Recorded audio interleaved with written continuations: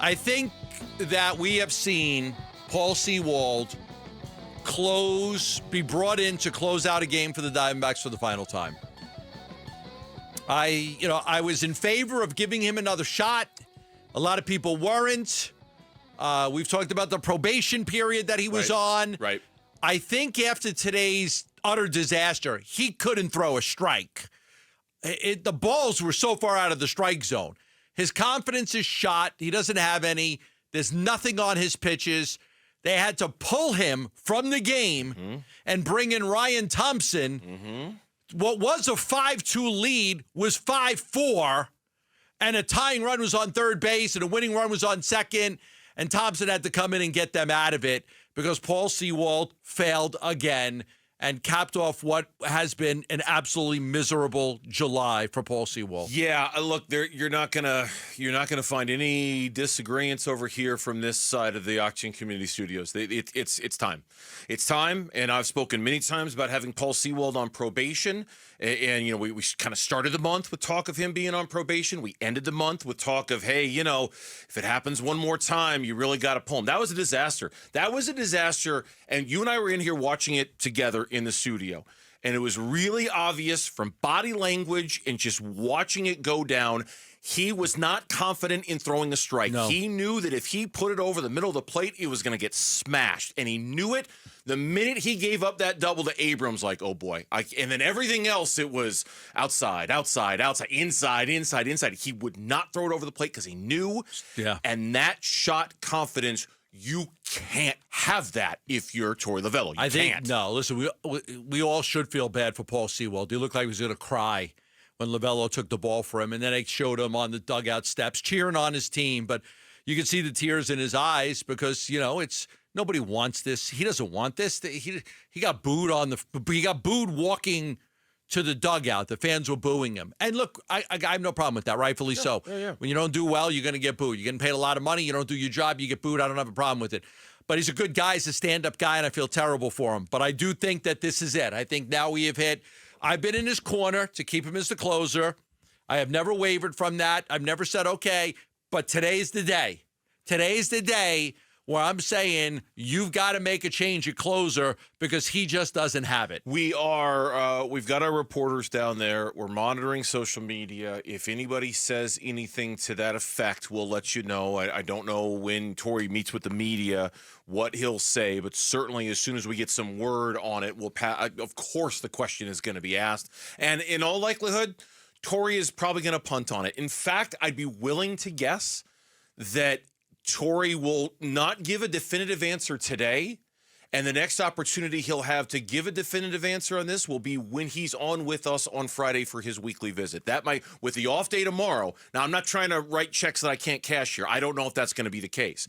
But if Torey doesn't offer up anything today and with the off day tomorrow, the next time Torey meets with the quote-unquote media is when he's on with you and I Friday afternoon at 2:30. I did ask and reported yesterday that if there was a save situation last night in the game, that it would be Paul Sewald. And there was a save situation in the game today, and it was Paul Sewald. So I'm not surprised that that's what it is. That's what we reported it was going to be yesterday, and it's him today. Now, if we don't get a definitive answer, then you probably know that they're going to go in a different direction. You've got options. Yes. You've got A.J. Puck. You've got Ryan Thompson. You got Kevin Ginkel. But you had a 5-2 game.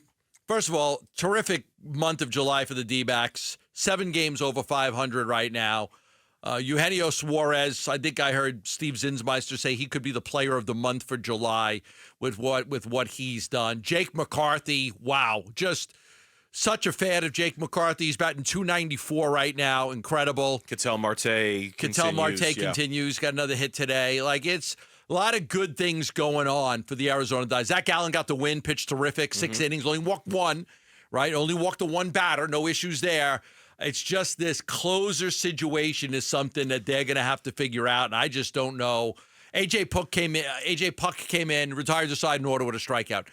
you might want to give him the opportunity to be the closer next time. But what you do at Seawald is something I don't know. I mean, you bump him down to a seventh inning guy. Yeah. Take some of the pressure off of him. I would suspect that's what you do. I mean, I think you still want to keep him in, leverage type innings, just maybe not high leverage type innings. So what I saw today was the mental confidence eroded because the physical stuff wasn't there, because he just knew that fastball was going to get hit, and mentally he lost confidence in it. You talk about the month of July, and this came from AZ Snake Pit, who tweeted this out right after the game. The Diamondbacks were 17-8 in the month of July.